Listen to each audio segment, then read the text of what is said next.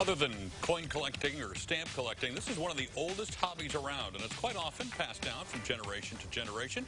We're talking about collecting sports cards. Here with a unique look inside at this hobby, owner of Bleacher Bum Cards, LLC. We've got Brad Swanson back with us.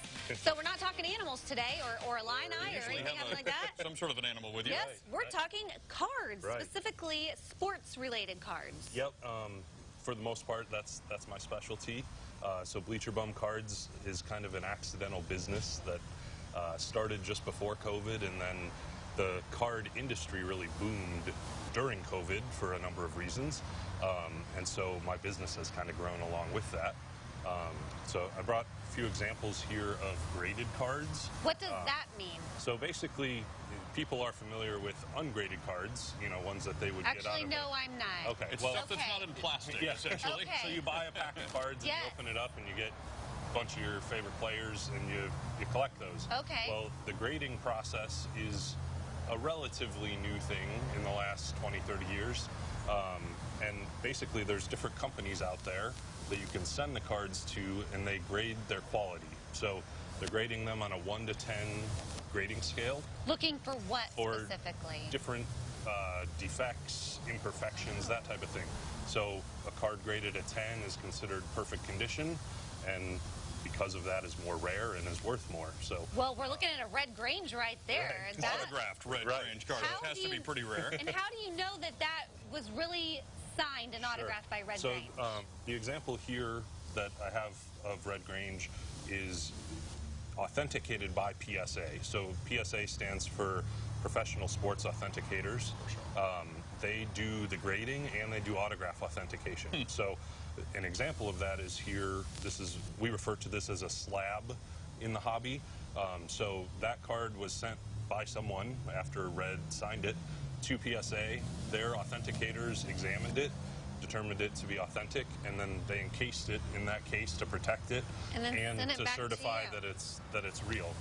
So I bought it in this case already, which gave me kind of the understanding that it was real and that I wasn't getting ripped off in the process. Yeah, here, if they could pan up just a little bit, you can actually see the authentic little certification here on the card. So then the one next to it here is a Mike Trout rookie card. It's probably one of the more iconic modern cards because Mike Trout is already an all-time great.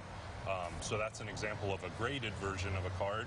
And then the two next to that are just two other grading companies. There's kind of three out there that are the three primary ones in the industry. So PSA is the primary one. SGC and BGS are kind of the two others. I know a little bit about this because my boys have started to get into cards, and I was as a kid. I haven't been as much now.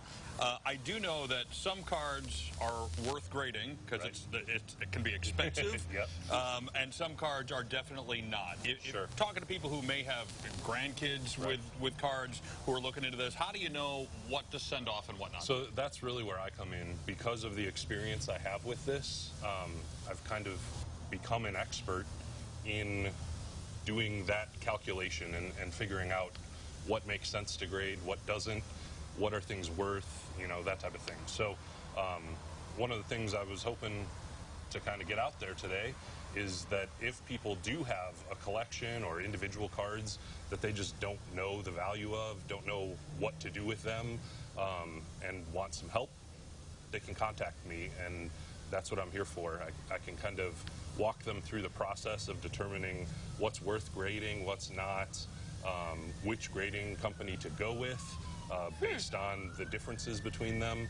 I actually am a registered dealer for PSA, so I have a contractual relationship with them where they've vetted my background and my financial history and that type of stuff, and basically certified me to represent them. And there are a couple of events coming up here soon, right? Yep. So I'll be at a shop in Hoopston tomorrow, Ricks and Ivy Sports, which is right on the main drag there in Hoopston from noon to 4. And basically what I'll be doing there is looking over cards to kind of do that consultation process of letting people know what they have and how valuable it might be and whether this grading process makes sense. Wow. And then we have another event next Wednesday at Champagne Sports Cards, which is located down in front of the Savoy Walmart.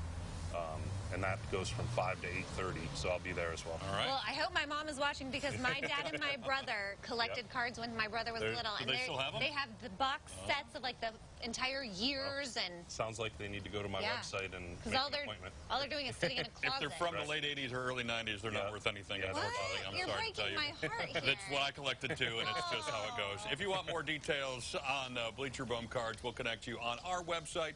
Just go to CILiving.tv. Well, today's CI Giving is actually sponsored by Bleacher Bum Cards LLC, right?